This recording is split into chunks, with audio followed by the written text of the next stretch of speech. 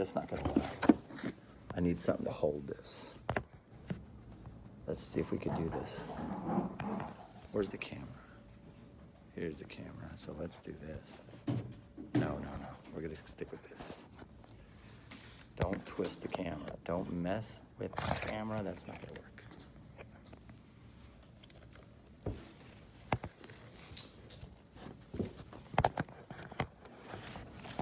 No. Anybody got tape?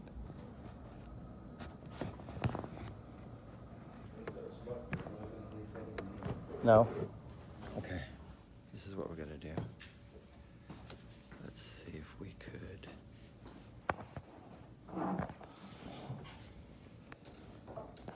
This is the camera. Where is it? Facing. What do you think? Oh, I pushed a button.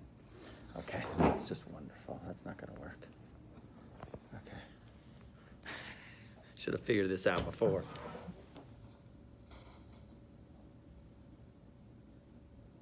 Nothing here. Got a MacGyver something, you know. Hold this up because this is on an angle, so it slips. No, I think I got it. I got it. We're good. Let me just fix the screen now here.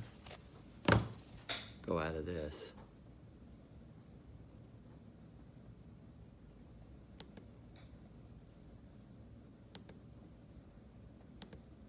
Okay, that's much better. Okay. We're going to start here. Are we ready for some serious study, folks? That's the question. We need everybody's brain attentive. We need everybody's mind and heart, okay, focused. Okay. All right, testing 1, 2, 3, testing 1, 2, 3, testing 1, 2, 3. Okay, here we are. We're starting. Good place. Hi. We're live here in Houston, Texas. Come to the Torch Center and taste some infinity, okay? So we're on the Torahs of the Baal Shem Tov, the holy master, the founder of the Hasidic movement.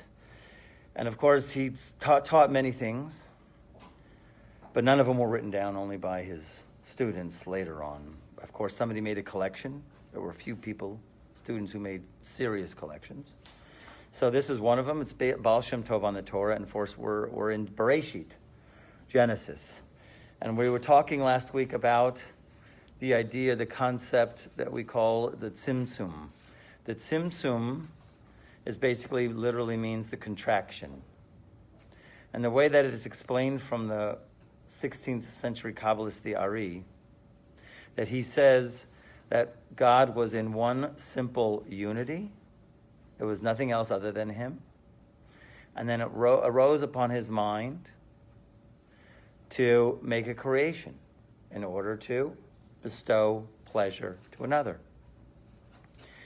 And so the text reads that when he did that, so then he withdrew from himself, so to speak, right? From one center point where the creation would exist, surrounding this circle. I don't know, I think I did, I still have it. Yeah, see, I keep my notes. So he withdrew from a center point, ignore the line right now, and he withdrew in what we call the form of a sphere. Now these are geometrical figures, but of course this is very abstract, and this is the language that is brought down. It's not a triangle, it wasn't a square, it was like a round, a sphere specifically, because a sphere has the aspect of equidistance from all sides to the center point. Everything is equal, okay? Which is an interesting phenomenon, an interesting idea, okay? So basically the light of the infinite light, we'll call it the infinite light. We cannot touch the essence of the Ein Sof, of the infinite. We can never touch the essence of who God is because it's completely unfathomable. Whatever concept you come up with, it's not that, okay? So he withdrew himself from around here, and this is what's called the vacated space. And then from the vacated space, he drew a line into the vacated space, okay? And then there's all sorts of dynamics come in when he draws the line, and there's, concentric circles, one inside the other, like an onion. Shrek was not too far off, right? An onion, right? It was like I'm not an onion, or it's not like an onion, okay? So, in any case, though, just to understand simply the concept of sphere and line, okay? And the concept really of contraction. Now, of course, most of the people who understand this contraction is not to be taken literally, right? It's figuratively, it's conceptually, because we know that there's no spot where God is not, okay? There's no place where the light of the infinite does not exist. And last week we were delving into the text with, well, really he was talking about what's called fear of God, right? And there was a text which explained the fear of God to be the essence of things, actually the verse, really, the way that it brings down in Yeshayahu, that fear of God was the essence. The Torah is, you got to have Torah, but if you don't have it with this concept, this attitude of awe or fear, okay, or what I call recognized distinction. Somebody was asking me yesterday about the Kippah. They're going, come on, man, in those days, no one wore a Kippah, right? Did Moses wear a Kippah? Did you ever think about that?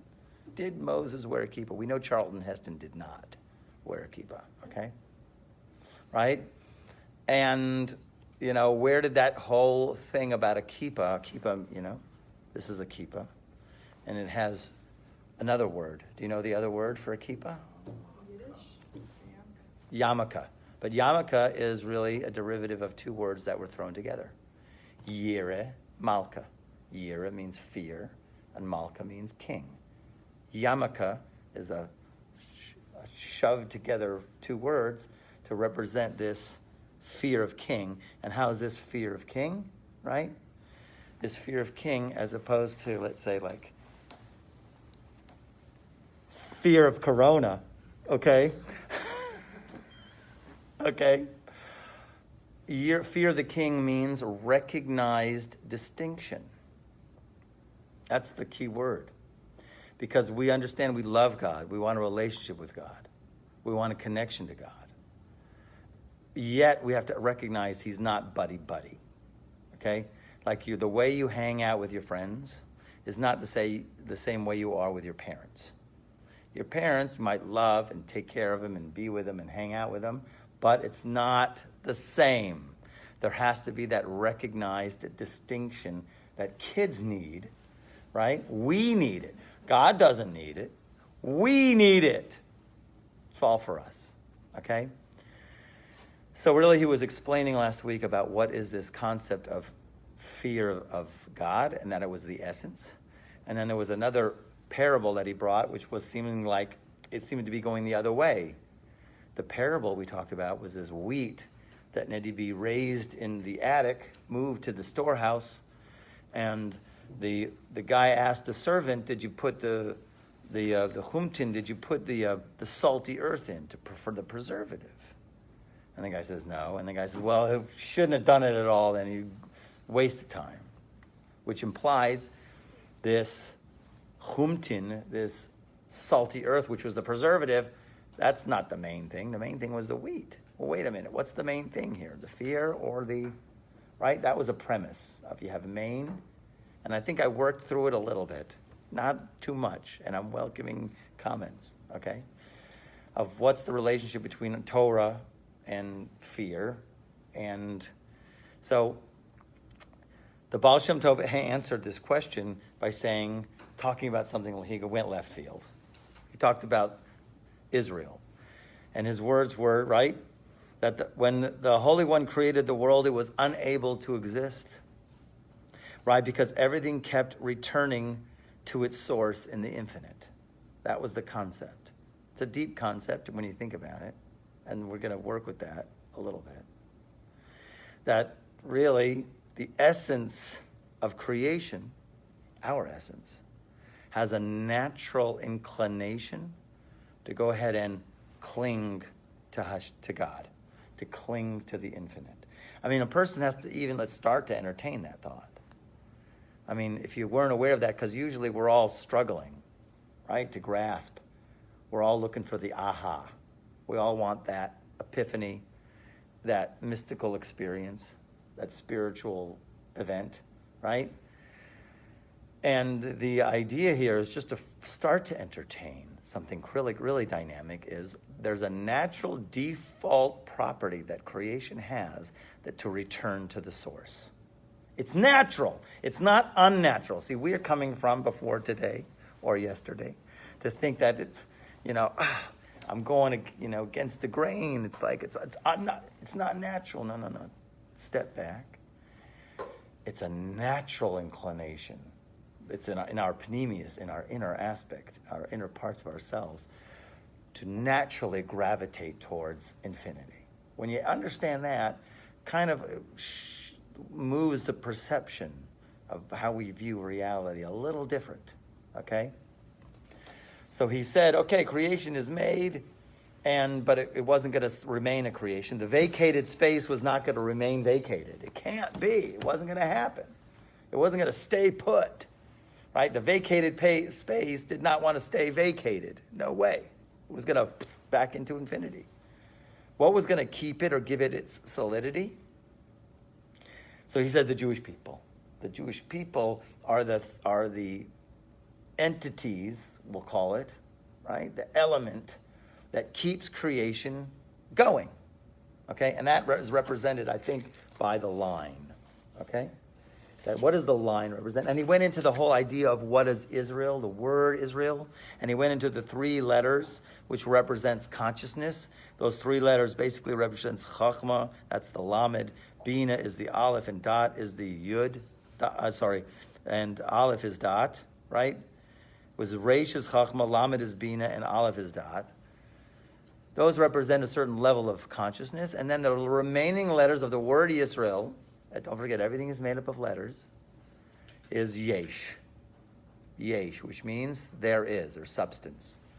And he went for the Musar point, the take-home idea, which is that the Jewish people, only when there's just enough yesh, when you have enough, okay? When there's enough, not too much, because when you get too much ego and substance, then what happens? Then you have a spoiled attitude, and that is no good, okay?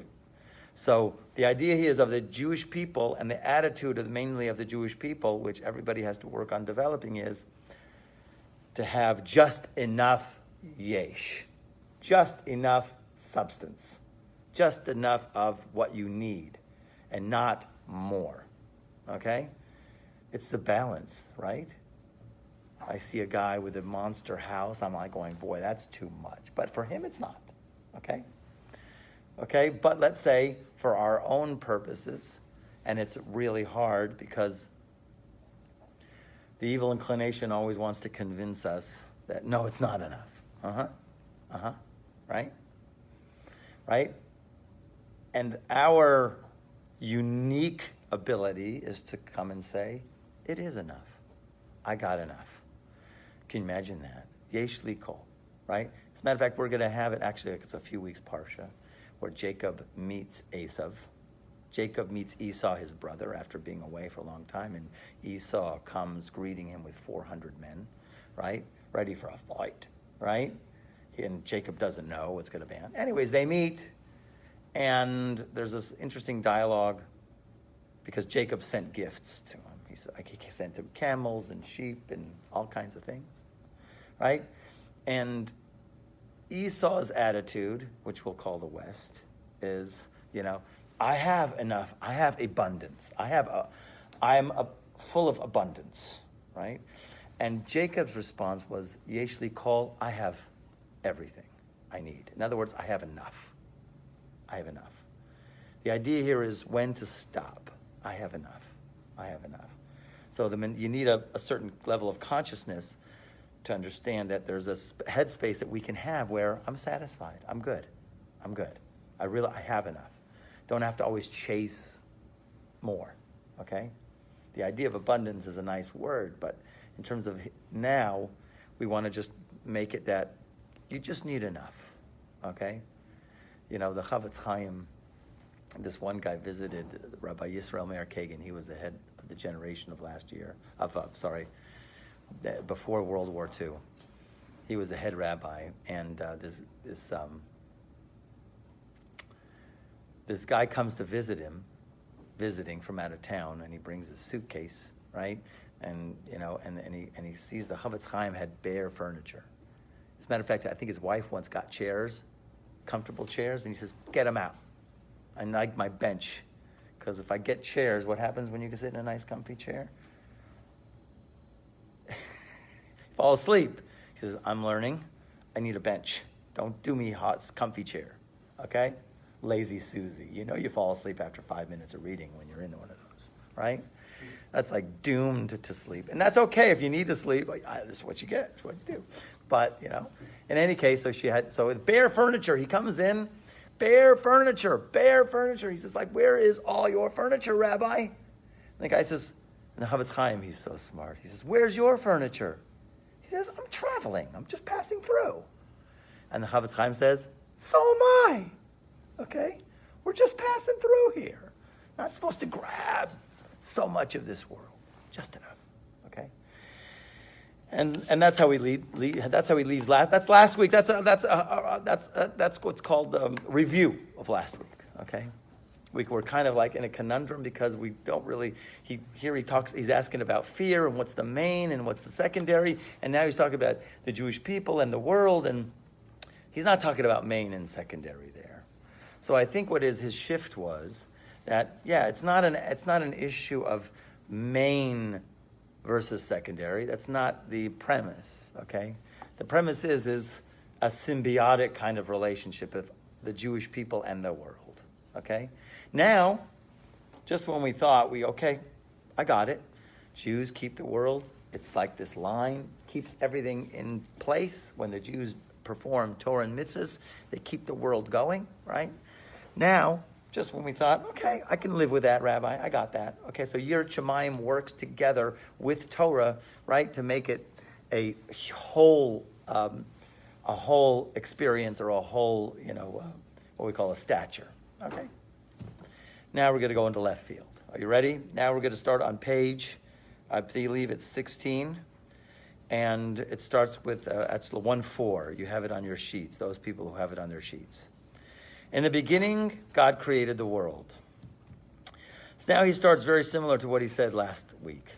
He said, "It was impossible to create the world, for it would have expanded infinitely." Okay, once again, we're hit with this idea, this concept that you really have to take and integrate, is that the default nature of the creation is to expand infinitely and to return to its source. Okay? And now comes the left turn over a cliff. "Therefore, God looked at the deeds of the wicked and greatly contracted his light." Now here's where it gets kind of totally, what? Okay? We can understand this in a certain perspective. Okay? We do have in Genesis, I don't know if they have it here, okay, in the very beginning of God's creating the world, right? And there was darkness and chaos, and then there the waters of the Spirit of God hovered over the face of the deep. Okay, and then it says, "And God said, let there be light," and there was light, and then God separated the light, and he said, "This is going to be day, and this is going to be night." Okay, or this is going to be night, and this is going to be day. So Rashi comments on there that God saw this light that he created, and he said, "Wow, this light is amazing." And he saw that the wicked were going to grab hold of this light and, exploit it. And therefore he hid the light. So actually, that verse is talking about what we call the primordial light, or what's called the organuz, the hidden light. Okay? This light, God had to kind of like hide it away because of the wicked. Okay, so if you think about that, what kind of light is this that the wicked, if they would get it, it would be bad, right? So there's lots to say, lots of commentaries about this hidden light. Actually, it comes out in the light of Hanukkah, the hidden light, because there were 36 hours that this hidden light was in the world, and God hid those. And then they come out through the menorah, the light of the menorah, and the menorah of Hanukkah. And there's other times where we get a glimpse of this piece of infinity, or this certain window where we could access a higher level of consciousness through, let's say, the Hanukkah candles. In any case, but there we see explicitly where God sees what the wicked are doing, and there's a contraction. Okay? That's the classic idea that comes to my mind. Here it's a little bit different. Okay?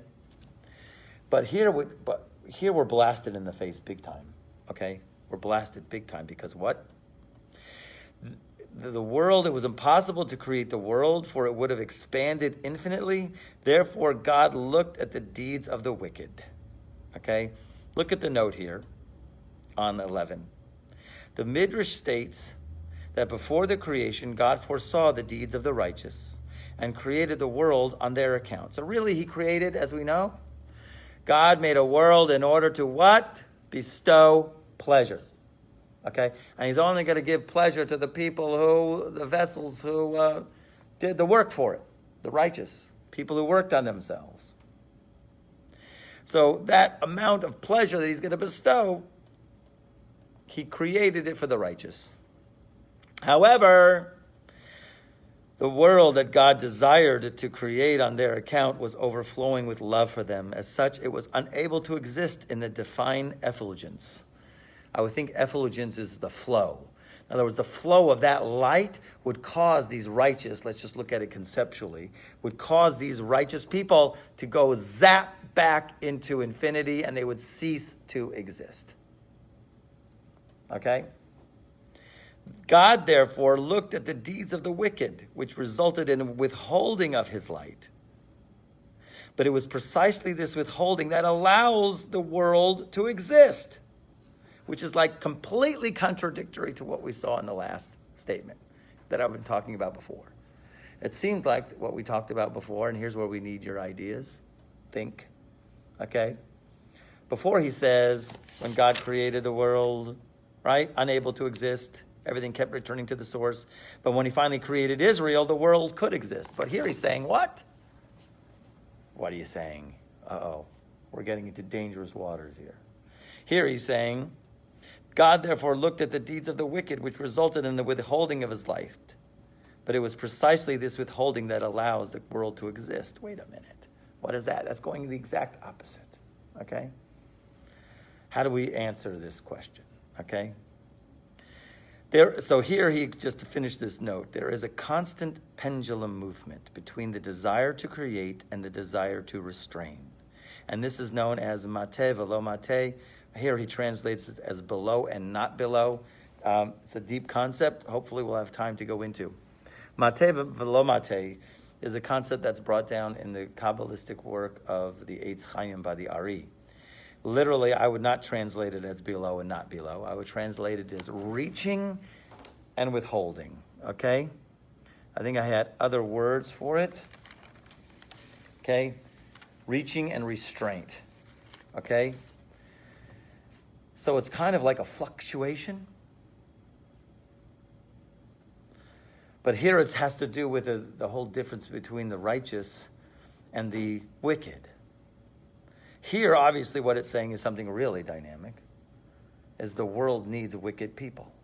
Now, this is really hard to hear. How can you say such a thing? How could he say such a thing? Right? Because if it wasn't for the wicked, God would never retract its light, and we would all be zapped back into infinity. So what? You know, there's a prayer that we say in the holiest day of the year. On Yom Kippur, we all come to synagogue, the night of Yom Kippur, and we say this prayer called Kol Nidre, right? It's a really solemn prayer. Could get really heavy if you're in the right environment, because all the leaders of the community are holding a Sefer Torah, and there's a guy who's chanting, and it's, the moving prayer. And within that prayer, he says, we stand now here before you together, right? The righteous and the wicked. And now we can pray. In other words, we need the wicked to be here. And only then can we pray. It's a bizarre kind of attitude. You think, kick the bum out, right? Kick those bums out. You see those guys and those guys and those guys, kick them out. No. Missing the whole dynamic. You've got to have him here. Here's a great story. I don't remember it so well because I don't have all of my materials with the Baal Shem Tov story, that he once he was traveling. He needed to get to this certain village. He got to this certain village, and he showed up at the shul, and he realized he was going to be stuck there for Yom Kippur. Oh my gosh. No minyan, no talmidim, right? And he talked to the shul, the guys in the shul. He says, you got to have a minyan here. He says, there's never been a minyan here for Yom Kippur, Rabbi. We've never had a minyan here. He says, you're going to get it together. Go get it. Scrounge out how many people you hand. Wait in the forest for some people to come. There's all the way place far away from civilization. And they finally get 9 people. And he says, where's the 10th guy? He says, there is no more Jews. He says, yes, there is. Where is he? Right? He says, well, there's that guy, right? Reginald, right? Whatever his name was, whatever he called himself. He's a really rich guy, and he comes from but he's never been Jewish. As a matter of fact, he married non-Jewish women, one after the other. It's like 4 divorces. This guy, he's a rich guy. He's never kept anything, nothing. He's been the farthest guy away from Judaism you'd ever see. He's not even a remnant that he's doing. Go get him. So they go, they knock on his door, and they say, we need you. You're the 10th man. It's Yom Kippur tonight. He said, I ain't coming, man. Get out of here. He chased him away. The Baal Shem Tov sent him again. Go get him. Right? Finally, the Baal Shem Tov had to go and says, listen, man, you know the deal. You know what's about to happen. You know where you are. You know what you've done. We need you for a minyan. You have to come. So finally, he saw the Rebbe, and he was just too taken away. He says, okay. And he goes in, and he spends there Friday night, Yom Kippur, and Kol Nidre, and he goes through all the services, and he ends up actually, because of the prayers, he's weeping. He can't not. His whole life was just a shambles. How distant that he was from God all these years. Nothing, no observance, nothing. And then finally, towards No'ilah, they say, tell him to open up the Aron HaKodesh. He has to open up where the Sefer Torah is. Right, and he opens up and he's bawling his eyes out, right? And then they go through the entire Yom Kippur, and he says, all my life, I've never done anything, nothing, And it happened to be, I don't know what the rest of the conversation was, but the next day he died. He passed away. Because that's how he needed to finish this. And the Baal Shem Tov says, this is what you needed to do, to bring you there. The idea here is this: the tzaddikim, they know that they have to reach these wicked people, right? Most people think, I have nothing to do with that guy. That guy's a lowlife. Aaron Cohen, the holy high priest, the brother of Moses, he would go and embrace the wicked guys. Yes, there were mafiosos in the desert. There were tough mafioso guys who didn't want to have anything to do with anything like this, right? Complaining, fetching, if not, whatever it was, those guys. Right? We should not see any more of them in our communities, but we might come across, God forbid, 1 or 2, okay? And the natural inclination would be, forget those guys. Aaron Cohen would embrace those guys. Hey, right? Let's go, hey, Don Corleone. Let's go, Luca Brazzi. How's it going, Luca? Right? And, Luca Brazzi would go, what's he talking to me for, man? That guy's the holiest of the holies. That guy goes into the Holy of Holies on Yom Kippur. And he would befriend the guy. Let's go meet for coffee, right? Not that they'd have a Starbucks in the desert. But you never know, okay? But in any case, they had a Dunkin' Donuts, though. It was in the tribe of Dan. Okay, anyways. So in any case, he would befriend them. When they would get befriended by him, they would instantly brush off all of their negativity, because they were going, oh my gosh, I mean something to this. I mean something to this guy.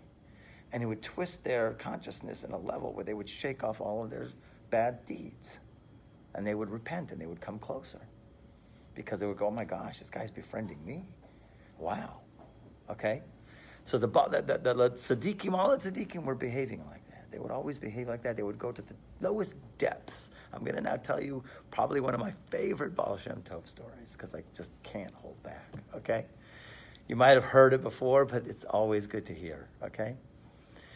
So before the Baal Shem Tov passed away, he had all of his students around him, and he gave each one of them what their mission was going to be in terms of the continuation and how they were going to do in terms of expressing their unique abilities and their destiny. So he gave Rabbi Yaakov, his job was, you, Yaakov, after I pass away, you have to go around to all the towns and villages and tell all the stories about me. Whatever you have experienced, all the stories, you go from town to town, and maybe you'll make a few rubles because people will pay you to tell stories. And so that's what he did. Lo and behold, the Baal Shem Tov passes away, and Rabbi Yaakov goes from town to town, from village to village. He'll get a gathering. He'll tell unbelievable, tremendous Baal Shem Tov stories, share them with people, and pay him for like an out speaker or whatever, scholar in residence. And he would go from town to town. Finally, he heard that there's this baron in a distant place, far away. And he hears that this baron, for Baal Shem Tov stories, gives like gold coins for a Baal Shem Tov story. He says, I can make a decent living. I'm going to go there and I'll tell him Baal Shem Tov story. I'll come back with a big bag of gold coins. Fantastic.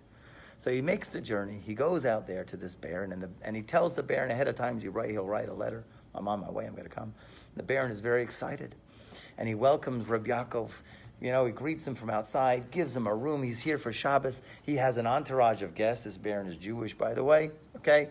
So it's kosher, right? And he has all at the room, and he has his guests. And he says, we've invited this scholar in residence to come from far away. He's going to tell us some Baal Shem Tov stories. And that's when Rabbi Yaakov went absolutely blank. He didn't remember one story. All of a sudden, he's like that. Exactly, mouth open. And everybody's going. And he's like, and the guy says, a few minutes pass. How long can you want to just melt under the rug, okay? And then the baron finally says, well, maybe he's tired from the journey. Well, wait, tomorrow, right? Okay, he goes to his room and he's going like, what is wrong with me? I know every single story. What is wrong with me? And it's crazy. I can't believe it. And the next day, the same thing happened. After davening, they have their second meal, and all of a sudden, he doesn't remember one single story. The same thing happened third meal. Not a single story. And he's like, I can't understand what is happening to me. He's like praying, please. And the baron, he's Motzi Shabbos. He says, I'm out of here. I can't be here anymore. Please stay a few more days. Maybe something will come. He has Rachmanas, the baron has Rachmanas on him. That means compassion. So what happens is, a few days ago, he says, I'm sorry, I'm blank. I have no idea why this happened. I gave him a gold coin as a consolation and sent him on his way. And then as they're heading out, and he's heading out towards, outside of the town, all of a sudden, he remembers one story. And he says, okay, turn around. He tells the driver, turn around, I remember a story. He turned around and he came back. And the baron comes out and he's got tears on his eyes. Right? Tears are streaming down his eyes. And he says, what's going on? Why are you back? He says, I remember one story. He says, oh, thank God. Please tell me. He says, well, there was one time we took our mystery tour. We did that all the time. On Saturday night, it was mystery tour. The Baal Shem Tov loads up with some students and he says, everybody in the wagon, we're going. And the way that they did, the way they rode was not like how we ride, right? He gave his wagon driver, Alexi, is it Alexi? Is that the Google thing, Alexi? Alexa, sorry, this is Alexi, okay? So in any case, they gave Alexi a bottle of vodka and just drink and let go of the reins.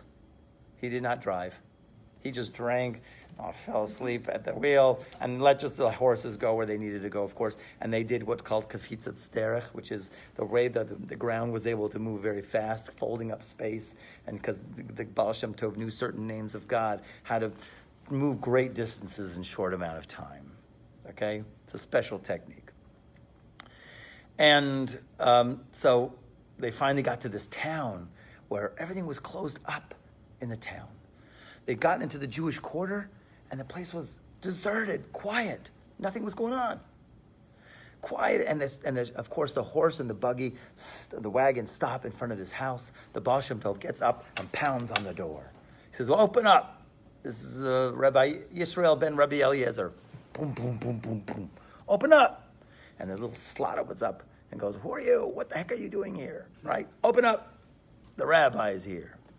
They open up the door. This old woman opens up the door and come in, and locks the door. Locks the door behind him and says, do you know what day it is? Right? She says, it is Easter. Do you know what they do on this day? The Gentiles of this city find one of us every single Easter. They put us on coals, on wood, and burn one of us alive on this day. Every single Easter they do that. For years they've been doing that. We all hide in our houses for a fear of death, literally. So the Baal Shem Tov goes up the steps, right? This lady's got like a nice house, right? And he moves the curtains. The curtains, of course, are drawn because the place is blocked up. He moves the curtains and he looks up, and they see across in the city, there's a crowd that gathered on a platform, and there is no one. Behold, there's wood there set to burn someone on it. And the Baal Shem Tov, this is Rabbi Yaakov telling the Baron this story, right? He's telling him the story. So the Baal Shem Tov told me, he says, you see that guy there? And there was a priest on a platform in his priestly garments, his white garments, and all the people are still gathering. Go to that guy and tell him I want to speak to him. And of course, those people, the students, they had such emunah. They had such faith in the Rebbe. They didn't bat a word over it. They didn't say, like, there are people down there going to kill me. I ain't going to go down there. No, they didn't. No. He went straight down there, beeline, right through the crowd, and he looks like a Jew, okay? He's got payas and a beard, right, the full on. He goes straight to the platform, and he sees the priest, and he says, my master, Rabbi Yisrael ben Rabbi Eliezer, wants to speak with you now. And the guy looks down at him, and he says, tell him I'll be there in a few minutes. I'll be there soon. So Rabbi Yaakov comes back. He goes up. He tells the Baal Shem Tov, yeah, he says he'll be here soon. He says, you go back down there and you tell him right now. Right? And the guy goes, and he goes back to the platform through the crowd, and he says, my master, Rabbi Yisrael, Rabbi Yisrael, says, now. So the guy comes down, and he follows him to the house, and he goes, and as soon as he comes in the house, the Baal Shem Tov and him go into a room for about an hour. They come out after an hour, and then the priest left. And then we got in the carriage, and then we drove away. That's the only story I remember. Don't forget, this is a story within the story. That's what Rabbi Yaakov tells the Baron. That's the only story I remember. And the Baron, he starts crying. And he says, you have to understand. You know what you want to know why I'm crying? Is because I was that guy, that priest. And now I'm going to tell you the rest of the story. The night before that whole incident, I had a dream. And I was lying on a table. And my soul was as black as charred from head to toe, with open wounds, and I was just writhing in pain, just totally charred. And all my ancestors stood around me. And all of them exclaimed together, there's nothing we could do for him. There's no hope. And then there was one guy from that crowd who came forward, and he looked at me, and he says, I can get him. And he says, and they say, who was he? His name was Rabbi Yisrael ben Rabbi Eliezer. And so when I heard that name, when you came to me on the platform, that's why I came and I spoke with the Baal Shem Tov.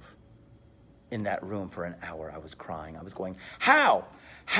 I'll leave everything. Because the Baal Shem Tov was telling me, you got to stop this now. You're over. It's finished. You got to walk away from this and never do this and never come back to this again. And the guy was going, how?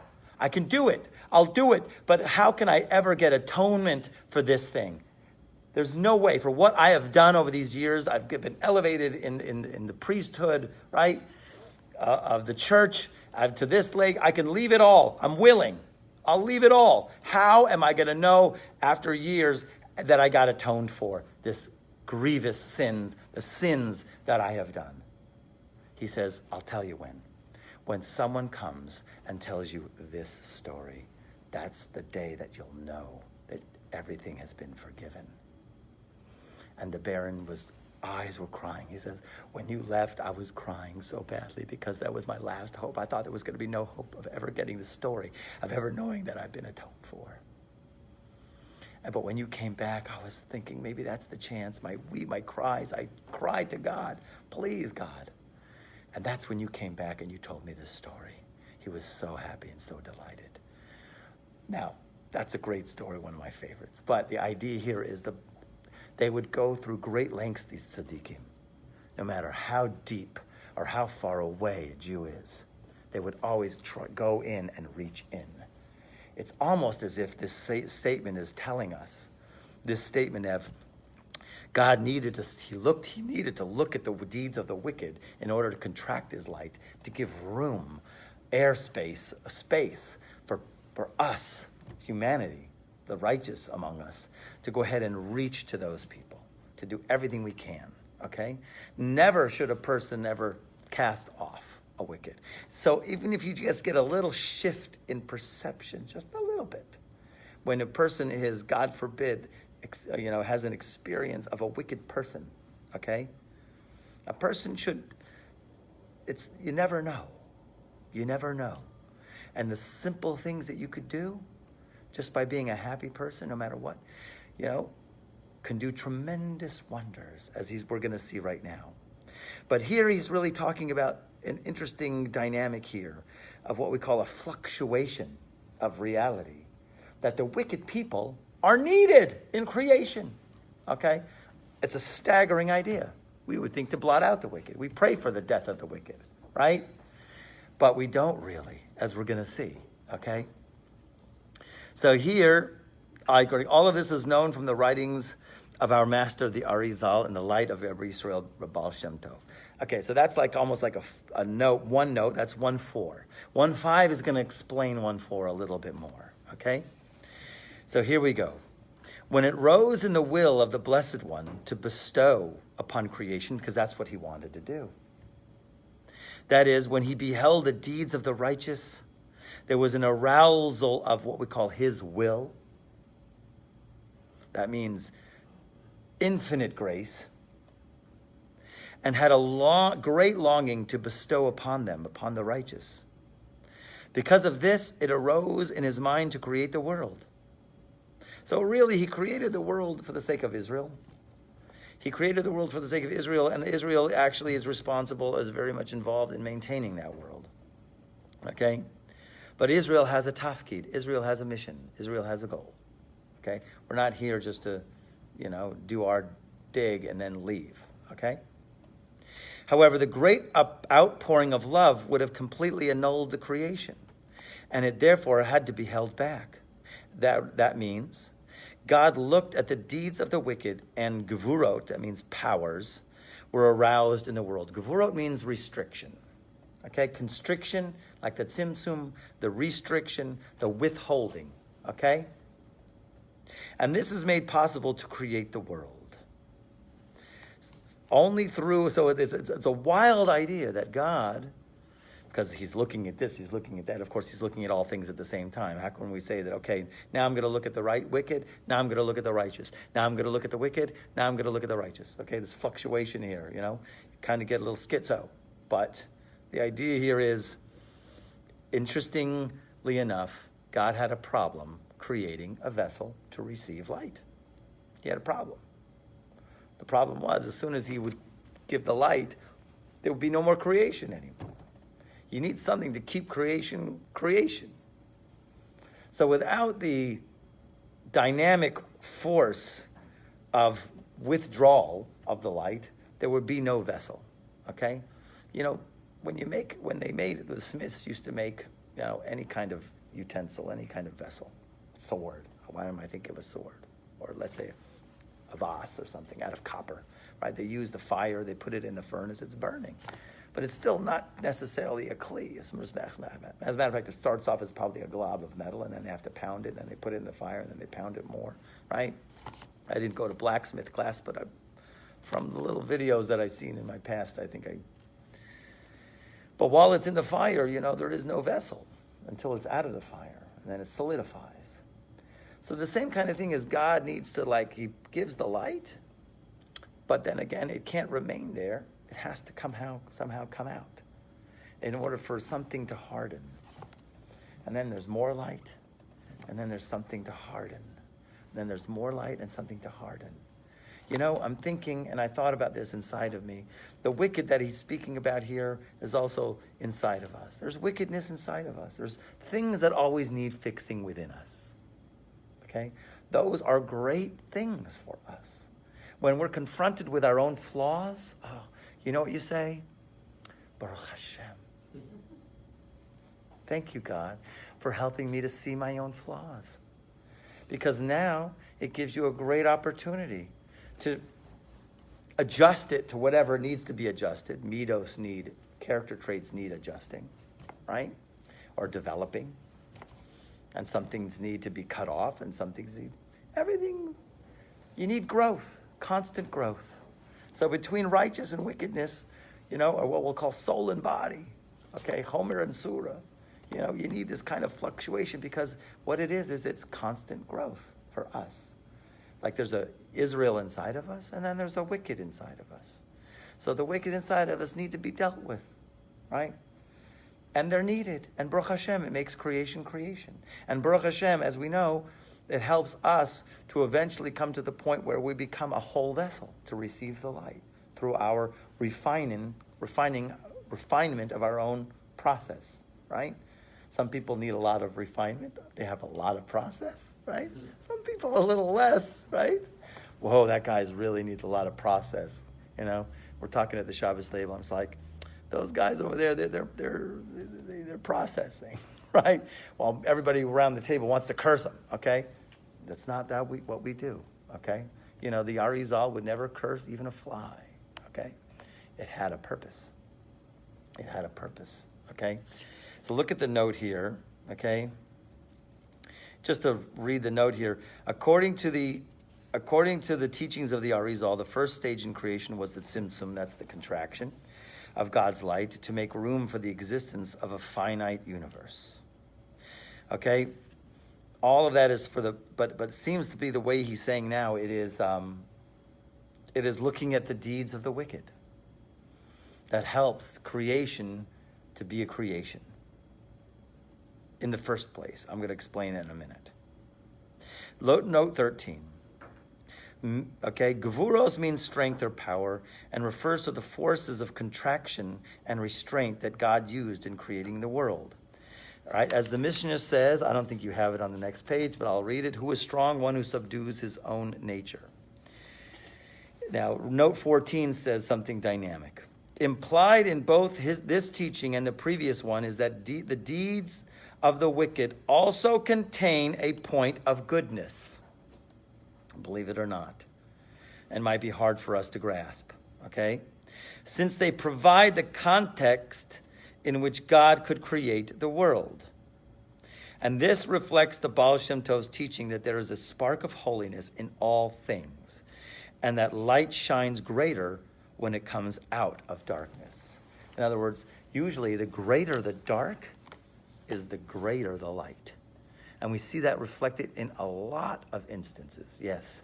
And then, would it be as though the Kippah has to be stronger to restrain the light that's within it, so then the darkness is greater in those that have greater light in the center, because the Kippah has to be stronger to keep it from... Sounds great. It sounds great. I taught this before. When the soul of Abraham was going to come down into the world, the forces of judgment were like, no, he's going to mess up our job. We won't have a job anymore. He's going to bring humanity to its rectification and bring light to the world. No way we're going to let that guy come down here. He's like the most unbelievable quarterback ever. He'll win every single game straight. He's undefeated. No way. There was no competition. So the forces on Abraham's team, let's say, so to be, God said, okay, we'll let him be born to a wicked family. Terach, who's like the biggest idol worshiper, salesman, and all. He was the Amazon of idolatry, okay? Free shipping, okay? So he was like, well, he'll be Terach's father. And they go, okay, that means he'll be on our side. Terach was like the biggest idolater in all of creation, right? So as long as he was born on that side, he'll be born on that side. All the influence from them, that's fine with us. They were okay with it. But of course, they didn't realize that Abraham would flip, okay? But the biggest thing is, let's say, like the soul of the Mashiach. The soul of the Mashiach, if you look at the history, and I always say this, where does it come from? Lot living with his daughters, the most darkest act in a cave, that they give their father wine, have relations with him, get pregnant, comes Moab, and from Moab comes Ruth, and from Ruth comes King David. That's on the mother's side, or the great-grandmother's side. From the dark acts comes great light. No, you think that when King David, when he was king, he didn't have dissenters? Oh my gosh, you think what's going on now in the news media is bad? Okay, actually it is pretty bad. But at that time, you kidding me? There were people who were going, King David does not come from kosher lineage. He is not kosher. He is not fit to be king. There were people there blasting their mouths out loud. Achitophel, right? Doeg, Haidomi. These people were very, very smart. They had whole lists, 400 reasons why King David is disqualified to be in leadership. He must be removed, right? That's right, because he came from Ruth, a Moabite. Crazy. And then look at King David's lineage. Look at what happened. Look at from the father's side, Yishai. Not even go before that. Go to Yehuda and Tamar. He lived with his daughter-in-law, right?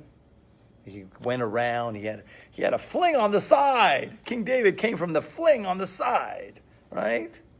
Didn't come from a genuine wife, right? They had all kinds. They had a book. They had a book written. Why King David should not be king. Because the Mashiach cannot come like in a pearly gate. He ain't got to come like that. He has to come from the darkest place, because the greatest light comes from the darkest spot, and they don't want to give it up. They're going to fight. They're going to fight. That's why you have to, the heart of the Kippah. So you see now what's exploited, the holiest things, and this is just people I'm talking about, but let's say our souls. But actions have great light, such as intimacy. In general, it is exploited unbelievably in this world, the most terrible exploitation you can ever see. Why? The Klipot have it, but really within that is the holiest thing. The bedroom is called the Holy of Holies, right? The whole house is called actually your little mini temple, okay? And the bedroom is the Holy of Holies, right? Because that's the holiest place. But yet now we see what the world has done to it, okay? It's embedded in Kippah. It's embedded in the dark forces. And for us, our job is to go ahead and bring it out, okay? So the idea here is just to recap on everything. There's three magic words, okay? You always have to know this, okay? Ra kisei latov. These are from the Baal Shem Tov. Ra kisei latov means evil is a seat, a throne for good. Evil is a seat for good. If you see in your experience, subjective, objective, there is no objective, but wickedness happening, something not right, and it's the lowest of the low, have no fear, because it only is a chair, a seat for good to emerge from it, okay? Never put a period where God puts a comma, I always say. Don't think it's the end, right? From Ra is kisei latov. Evil is a throne for good, and that's the whole creation. Now we can understand a little bit.